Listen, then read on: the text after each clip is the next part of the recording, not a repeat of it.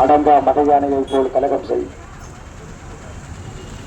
அழகில்தான் ஆக்கம் உண்டு, ஆகவே நீ தியாகம் செய் என்று சொல்லி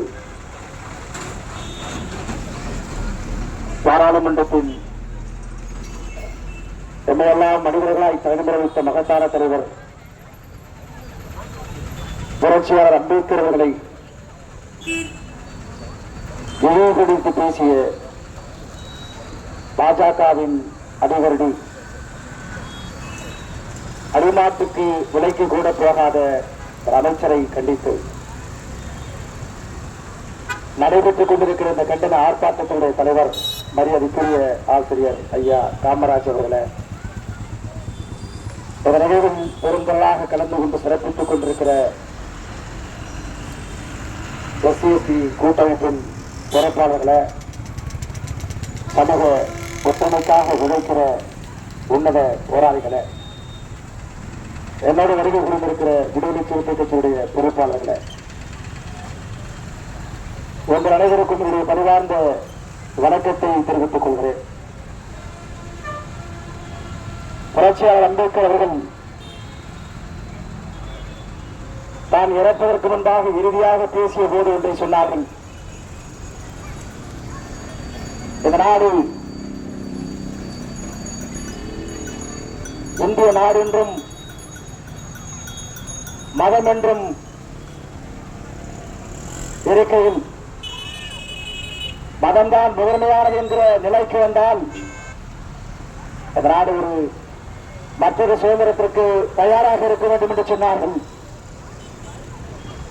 அந்த நிலைமைக்கு தான் தற்போது மத பூசாரிகளும் இந்த நாடு மாற்றிக்கொண்டு சின்னாபின்னமாய் தடுக்கிறது. அமித்ஷா சொல்கிறார்,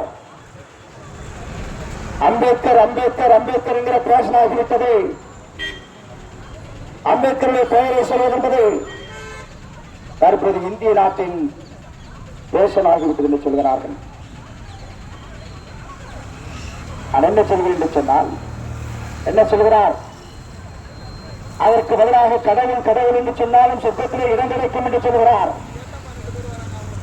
இந்த புரட்சியாளர் அம்பேத்கர் அவர்களும் நீ சொல்லுகிற கட்டுக்கதையும் நாட்டில் உண்டு என்று சொன்னால் பிறந்த இடத்தில் புதைப்பதற்காக பொது வழியிலே புதையத்தை எடுத்து செல்ல முடியவில்லை. இவன் சொர்க்கத்தை பற்றி பேசுகிறான். இது எவ்வளவு பெரிய கேவலம்! நாட்டில் அனைவரும் மனிதர்களாக வாழ்கிறார்கள். சாதியாலும் மதத்தாலும் நம்மை பிரித்தாகிற சூழ்ச்சியை கட்டமைத்து விட்டிருக்கிற பாஜகவின் குமுறல் இது. பல ஆண்டுகளாக சொல்லி வருகிறோம். தன்னுடைய கொள்கை எதிரியை இந்துத்துவத்தின் RSS நேரடி கொள்கை எதிரி யார்? புரட்சியாளர் அம்பேத்கர் அவர்கள். ஆனால் தாழ்த்தப்பட்ட மக்களின் வாக்குகளை வாங்குவதற்காக அவன் தாழ்த்தப்பட்ட மக்களை உயர்த்தி பிடிப்பது போல் நடிக்கிறான். குறிப்பா சேரிகளை குறிவைத்து தாக்குகிறான். சேரிகளின் இளைஞர்களை குறிவைத்து வேலை வாய்ப்பு தருவதாக சொல்லி மயக்குகிறான். ஒரு விதமான மயக்கத்தில் இன்று நம்மை வைத்திருக்கிறார்கள். பிஜேபி RSS என்பது இந்துத்துவத்தை தூக்கி பிடிக்கிற ஒரு இயக்கம். RSS பயங்கரவாத இயக்கம்.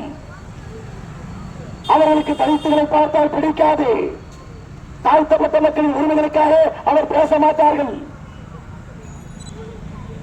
இப்படி இருக்கிற சூழ்நிலையில் நம் மாணவர்கள் படித்து முன்னேறுவதற்காக வழங்கப்பட்ட கல்வி உதவித்தொகையை பாதியாக குறைத்தார்கள் பாதிகள். காதி பயங்கரவாதத்தை இந்த நாட்டை ஆளவிட்டால் அவர்கள் உறுத்துகிற ஒரே உள்ளம் அரசியலமைப்பு சட்டம்தான்.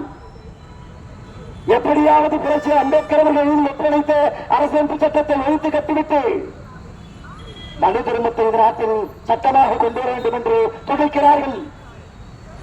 ஆக மனுஸ்மிருதி என்ன சொல்கிறது? பரவலாக பேசுகிறது. ஒரு ஆண் இறந்துவிட்டால் தன்னுடைய மனைவி உடங்கத்தை நேர வேண்டும் என்று சொல்கின்ற சொன்னால் பெண்ணின் விடுதலை பற்றி அவர்கள் எப்படி பேசுவார்கள்? அடுப்பறிக்கும் பெண்ணுக்கு அளிப்பதற்கென்கிற கொள்கை கொண்ட RSS பயங்கரவாத கும்பல் பெண்களை பார்த்தால் அவர்களுக்கு பிடிக்காது. இடஒதுக்கீட்டு போது அவர்கள் நம்பிக்கை கிடையாது. இப்படி சொல்லிக்கொண்டே போகலாம். முற்றிலுமாக புரட்சியாளர் அம்பேத்கர் அவர்களை அவர்கள் பிடிக்கவே பிடிக்காது. நாட்டையாளர் நரேந்திர மோடி அவர்கள் புரட்சியாளர் அம்பேத்கர் தீவிரப்படத்திற்கு மாலை அறிவித்து மரியாதை செலுத்துகிறார் என்று சொன்னால் அது நாடகம். பச்சை துவக்கங்களை நீங்கள் மறந்துவிடக் கூடாது. அமித்ஷா புலம்பிட்டாங்க, உண்மைதான். அம்பேத்கர் வாழ்க, அம்பேத்கர் ஒழிக ஒழிக என்பதுதான் அவருடைய கோஷம். ஆனால் வாழ்க வாழ்க என்று நடித்தார்கள். அவனை மீறி அவன் வாழ்க என்று புலம்பிட்டான். இதான் உண்மை. எம்மையெல்லாம் அரசியல் வழிநடத்திக் கொண்டிருக்கிற எழுச்சி தமிழர் சொன்னார்கள், தன்னுடைய உண்மையான கொள்கை எதிராக இருக்கக்கூடிய புரட்சி அம்பேத்கரை RSS பயங்கரவாத இயக்கம் இங்கே கொண்டாடுங்கள் என்று சொன்னால் இதற்கு மிகப்பெரிய அரசியல் இருப்பதாக சொன்னார்கள். எப்படியாவது நம்புங்க தலித் இளைஞர்களே, நீங்கள் படித்து பண்பட வேண்டும். ஏனென்று சொன்னால் இந்த நாடு நமக்கு எதிராக இருக்கிறது. சனாதனம் தலை தூக்கி ஆடுகிறது. அது நச்சுப்பாமை விட விஷம் என்பதை நீங்கள் புரிந்து கொள்ள வேண்டும். இருக்கிறார்கள் புதுச்சேரி அரசாங்கம். அது சனாதன கும்பலா அல்லது ஜனநாயக கும்பலா என்கிற ஒரு நிலைக்கு வர முடியாத நிலைக்கு அவர்கள் ஆட்சி செய்கிறார்கள். கர்நாடகாவில் முதலமைச்சர் சொல்கிறார், புரட்சியாளர் அம்பேத்கர் மட்டும் இல்லை என்று சொன்னால் நான் எங்கே ஒரு மூலையில் மாறி வைத்துக் கொண்டிருப்பேன் என்று சொல்கிறார். அமைச்சர்களே, ஏதோ ஆட்சி கிடைத்து விட்டது, 10 வருடம் தொடர்ந்து இந்த நாட்டில் ஆளுகிற சக்தி நம்மளிடத்தில் இருக்கு என்பதை நீங்கள் உணர்ந்து ஆடுகிறீர்கள். உங்கள் ஆட்டம் எல்லாம் இடப்படாது. இந்த தேசம் புரட்சியாளர் அம்பேத்கரின் சட்டத்தின் வழி நடக்கிற தேசம். இந்த தேசத்தை ஒன்றால் ஒன்றும் செய்துவிட முடியாது என்பதை நீ உணர்ந்து பார்க்க வேண்டும். மனவிரும்பத்தை எப்படியாவது இந்த ஆட்சியில் நடைமுறைக்கு கொண்டு வந்து மனிதர்களை சுதந்திரமாக இந்திய சட்டத்தின் மூலமாக சுதந்திரமாக வாழ்கிற மக்களை மாடு மேய்க்க விடுவதற்கான திட்டம் எடுபடாது என்பதை உணர்ந்து இந்த வாய்ப்பிற்கு நன்றி கூறி, வெல்ல முடியாதவர் அம்பேத்கர் என்று சொல்லி விடைபெறுகிறேன். நன்றி, வணக்கம், ஜெய்ஹிந்த்.